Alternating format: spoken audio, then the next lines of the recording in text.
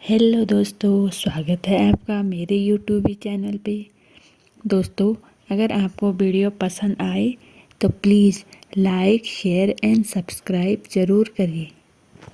तो चलिए कहानी शुरू करते हैं। दोस्तों, भारत देश विचित्र घटनाओं का देश है। यहाँ पर एक सामान्य इंसान से लेकर बड़े बड़े व्यापारी भी ज्योतिष के सहारे आगे बढ़ते हैं। क्या ज्योतिष विज्ञान से इंसान अपने भविष्य को देख सकता है? इसका उत्तर तो वही लोग दे सकते हैं जिन्होंने इसे अनुभव किया हो। हम जिस चीज़ को जब तक अनुभव नहीं करते तब तक वो हमें मिथ्या ही लगती है। जैसे किसी इंसान की नौकरी नहीं लग रही हो और वो किसी ज्योतिष के कहने पर अपने दैनिक जीवन में कुछ बदलाव करता है और संयोग से उसकी नौकरी लग जाए, तो वो इंसान जिंदगी भर इसे ज्योतिष का चमत्कार ही समझेगा। और जिसने इसका अनुभव नहीं किया हो वह इसे बकवास मान सकते हैं। लेकिन आज जो हम आपको किस्सा सुनाने जा रहे हैं वो ना किसी ज्योतिष का है और ना किसी संयोग का। ये किस्सा है एक लड़की के बारे में जिसने अपनी मौत के 7 साल पहले ही भविष्यवाणी कर दी थी। कैसे, आइए जानते हैं। उस लड़की का नाम अम्बा था।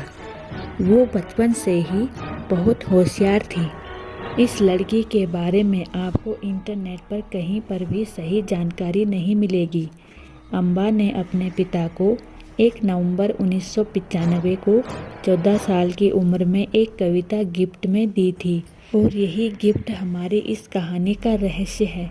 आखिर क्या ऐसा लिखा था उस कविता में? अम्बा ने लिखा था, एक निर्जीव शरीर पर मेरा शरीर जिससे बंधी थी मैं अनोखे धागों से, एक लगाव सा था क्योंकि वो मेरा शरीर था। तड़प रही थी मैं एक और सांस जीने के लिए।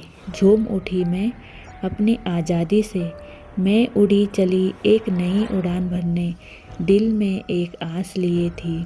एक नज़र देख तो लूँ, मेरी ख़त्म होती ज़िंदगी।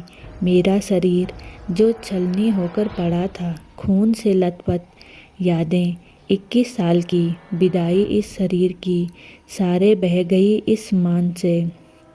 लेकिन आज मैं उठी और उड़ी, पीछे छोड़ अपनों की सिसकियाँ। मैं उठी और उड़ी मेरे नए घर की ओर। मैं अकेली पर मैं थी खुश, आँखों में लिए सपना नए जहाँ का। अम्बा ने अपनी ज़िंदगी में केवल यही कविता लिखी थी। हालांकि उसे डांस और पेंटिंग का भी शौक था। अम्बा अपने पापा को और अपनी एक सहेली सलोनी को अपना सबसे अच्छा दोस्त मानती थी।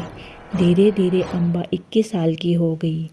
उसके पिताजी उसकी वही कविता के बारे में सोच सोचकर हमेशा फिक्र करते रहते थे।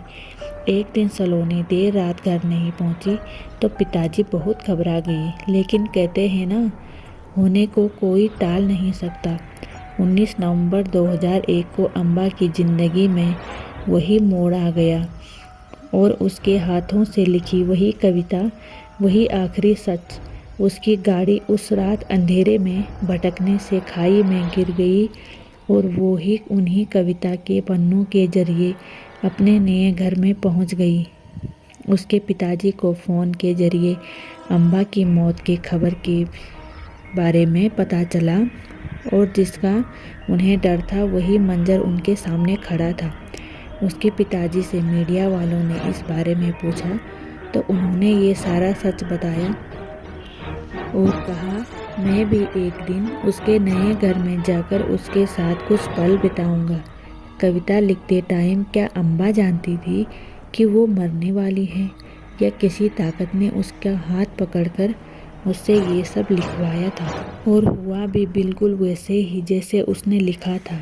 इस तरह के सवालों के आगे कोई विज्ञान या लॉजिक काम नहीं करता और हम उसे मानने पर मजबूर हो जाते हैं कि कोई ताकत है, कोई शक्ति है जो हमसे ज़्यादा जानती है और वो बराबर हमें चेतावनी देती है।